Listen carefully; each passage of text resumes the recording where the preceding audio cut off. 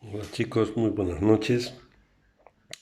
No me veo en la obligación de poder transmitirles este video a fin de no entorpecer nuestras actividades eh, de educación. Vamos a ver una parte, ya habíamos visto nosotros una parte de lo que es el derecho penal que nos corresponde. Y les había pedido de que hagan un trabajo de investigación. Ya tienen algunos grupos. Ese trabajo de investigación va a resultar para el hito 4. Y así ya vamos a tener un parámetro para poder tener la nota correspondiente. Hoy vamos a ver en la parte del derecho penal, en esta parte especial del derecho penal, los delitos contra la industria y comercio. Eh, no vamos a ahondar mucho en esta cuestión de los delitos contra la industria y comercio, toda vez que ustedes van a poder tener la oportunidad de ahondar mucho más cuando lleguen al derecho administrativo. Ahí van ustedes a poder tener la profundización de este tema. Bien, yo les voy a pedir de que puedan tener en sus manos el código penal y si tienen la Constitución, mucho mejor también para que podamos ir viendo qué es lo que pasa con esta parte de los delitos de la industria y comercio. Un ámbito importante en el derecho penal porque va acompañado con el derecho administrativo, con el derecho civil, con lo que es la industria, el comercio, etcétera. Entonces, vamos desarrollando esta parte porque a partir del artículo 232 del Código Penal ya ingresamos a esta parte fundamental. El artículo que les indicaba, el artículo 232 del Código Penal, nos habla sobre lo que es el sabotaje. Esto muchas veces es confundido. Nosotros pensamos de que sabotaje es en cualquier situación que se puede dar en la vida cotidiana, etcétera, y no es así. El sabotaje tiene un ámbito fundamental y específico para poderlo ver dentro de lo que es el derecho penal. Leamos un poquito de lo que es el sabotaje en el Código Penal. A ver, veamos aquí el artículo 232. Aquí lo tengo. Este artículo 232 ha sido modificado, ¿no? La ley 316 de 11 de diciembre del 2012 lo ha modificado este artículo y llega a tener un ámbito especial que la vamos a analizar. Dice, el que impida o entorpezca el desempeño normal del trabajo o de la producción, invadiere o ocupar establecimientos industriales, agrícolas o mineros o causare daño en las máquinas, provisiones, aparatos o instrumentos de ellos existentes, será sancionado con privación de libertad de 1 a 8 años. Es decir, si analizamos este artículo, vamos a ver de que primero tiene que, para que exista sabotaje, debe existir daño y deterioro a las instalaciones, a las maquinarias, al equipo de producción. Solo así se puede entender un sabotaje.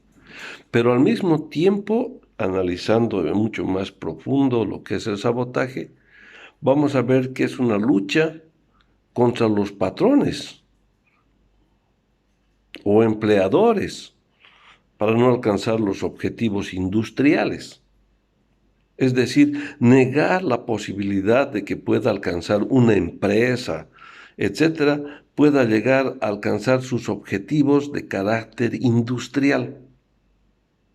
Y al no permitir que se llegue a un objetivo de carácter industrial, deteriorando las instalaciones, deteriorando las maquinarias, se convierte automáticamente en sabotaje.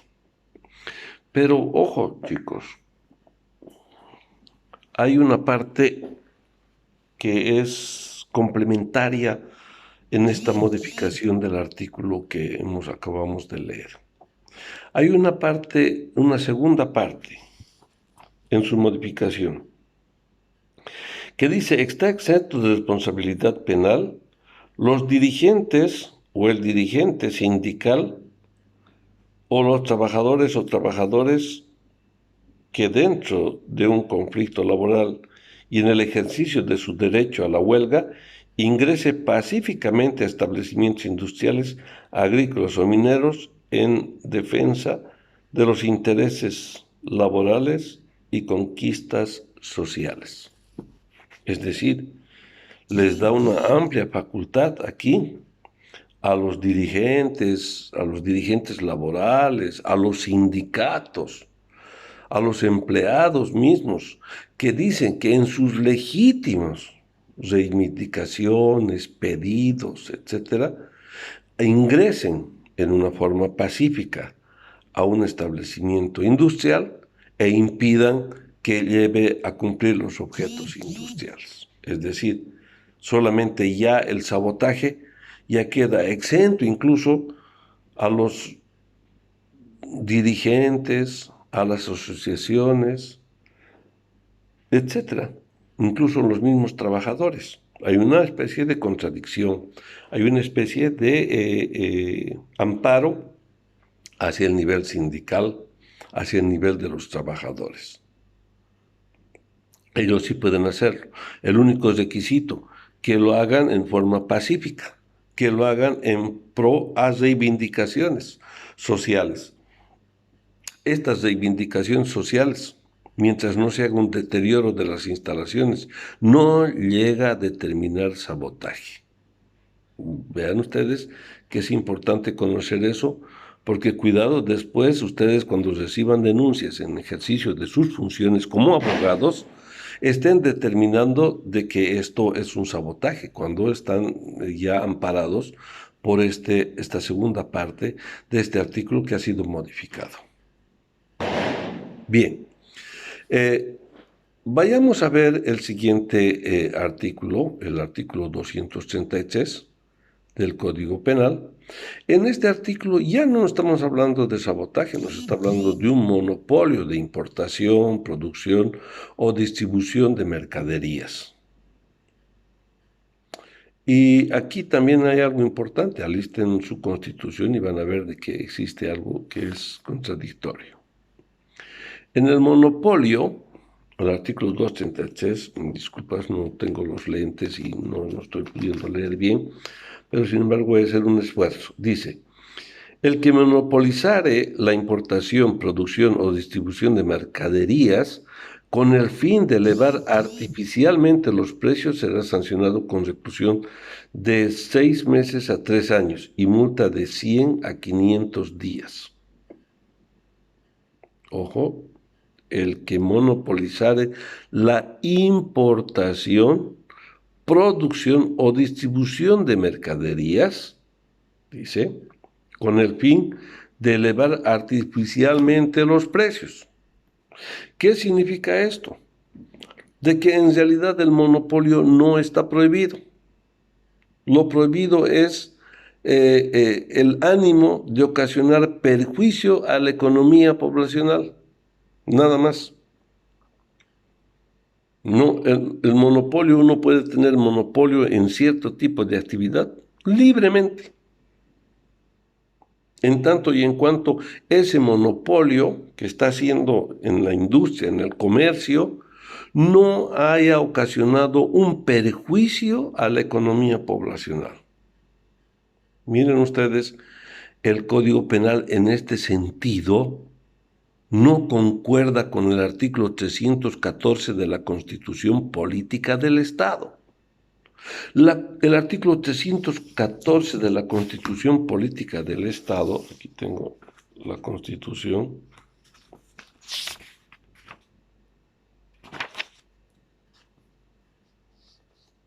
dice, artículo 314, se prohíbe el monopolio y el oligopolio privado, así como cualquier otra forma de asociación o acuerdo de personas naturales o jurídicas privadas, bolivianas o extranjeras, que pretendan el control y la exclusividad de la producción y comercialización de bienes y servicios.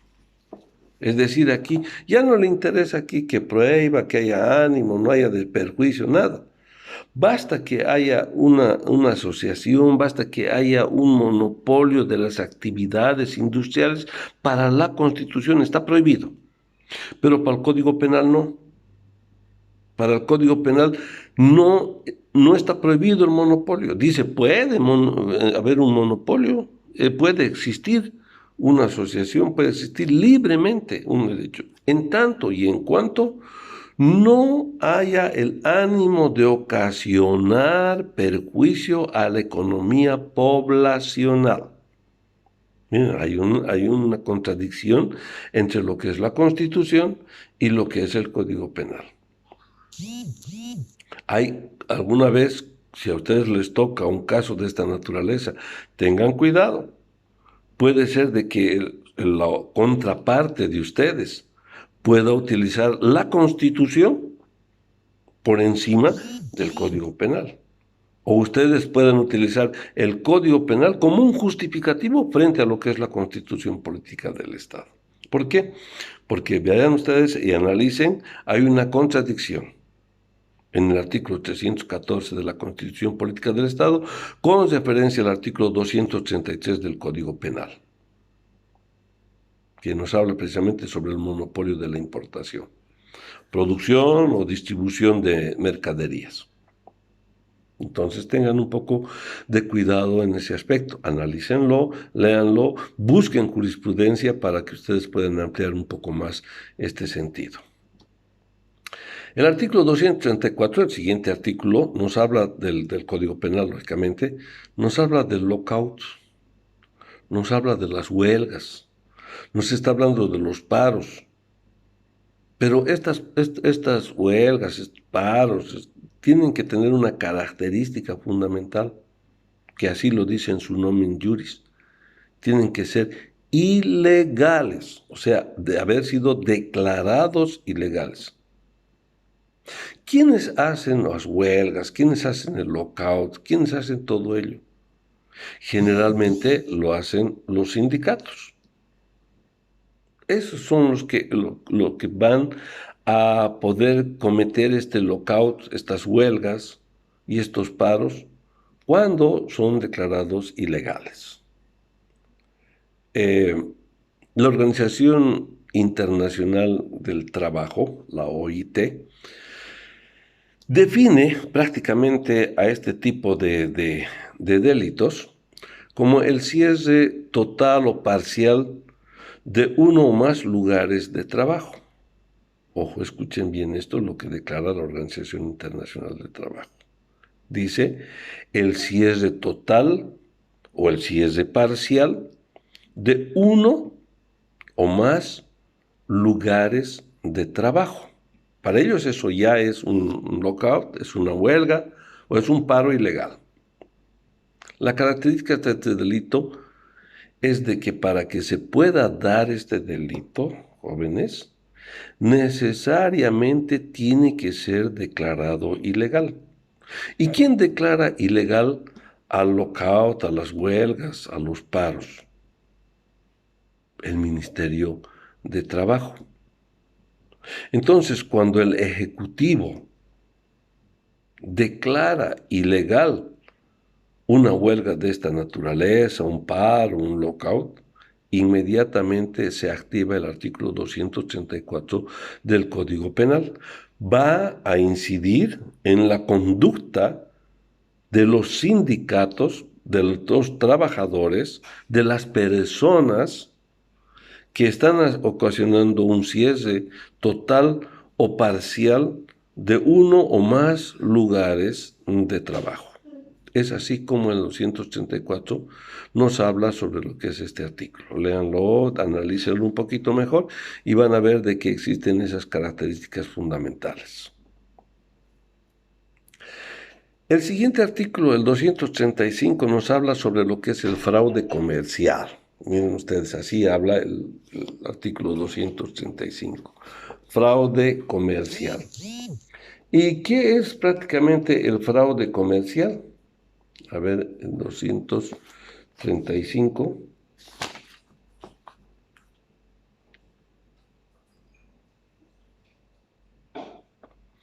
El que en lugar público o abierto al público engañare al comprador entregándole una cosa por otra, siempre que no resulte delito más grave, será sancionado con privación de libertad de 6 meses a 3 años. O sea, primero, en todo esto, parecería, jóvenes, que estamos hablando sobre una estafa. Parece que estamos hablando sobre un delito de estafa. ¿Por qué? ¿Por qué delito de estafa? Porque dice, el que en lugar público o abierto, engañare al comprador entregándole una cosa por otra. Podría estar pensándose en estafa. En realidad sería una estafa, pero una estafa de carácter atenuado. ¿Y cuál es una condición sine qua non de este artículo? La condición de la punibilidad es que se dé en un lugar o en un local de tipo comercial. La estafa puede darse en cualquier situación.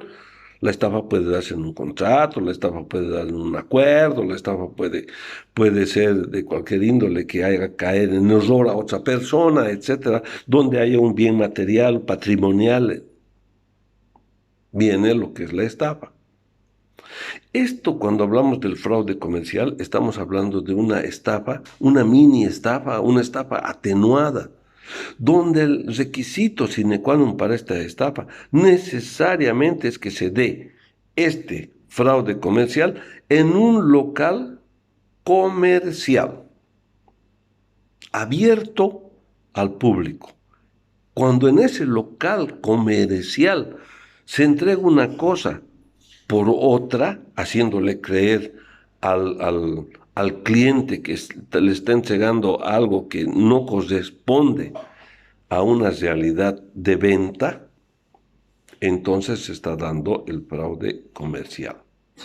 ¿Por qué? Porque se está dando al interior de un local comercial abierto al público en general. Por ello no constituye una estafa en sí. Constituye un engaño, un fraude, y ahí les decía a ustedes, parecería como si fuese una estafa, pero una estafa de carácter atenuado. Así se lo entiende el fraude comercial.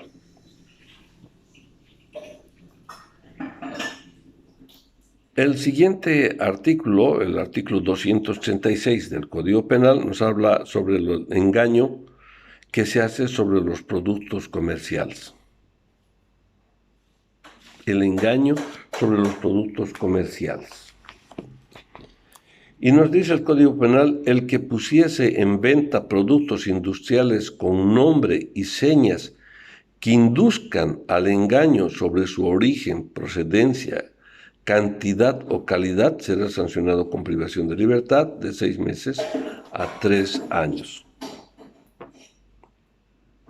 Basta, jóvenes, con que se haya producido el engaño de estos productos comerciales, se haya elaborado, se haya almacenado, se tenga a la venta ahí. No simplemente se va a dar este delito cuando sea vendido, no. Incluso sin vender el producto, ya se puede dar una punibilidad en cuanto se refiere al delito de engaño de productos comerciales. Uno puede tener en su comercio ahí y a ustedes les puede decir, sí, sí, sí, está bien. Al juez le dice la contraparte, señor juez, está bien, nosotros teníamos estos productos, pero ojo, no hemos vendido a nadie, por lo tanto no hemos estafado a nadie. Y al no estafar a nadie, esto no ha sido un engaño de producto comercial, porque no hay una víctima en este tipo de delitos. No se dejen engañar. Es claro y preciso este artículo cuando nos está hablando, nos está diciendo de que esto implica el delito aunque no sea vendido. Basta con tenerlo, basta con exhibirlo, basta con almacenarlo, basta con haberlo producido. Esa es una característica fundamental del engaño de los productos de carácter comercial. Bien, jóvenes, hasta aquí es el tema de estos casos de delitos de la industria y del comercio. Que tengan ustedes muy buenas noches.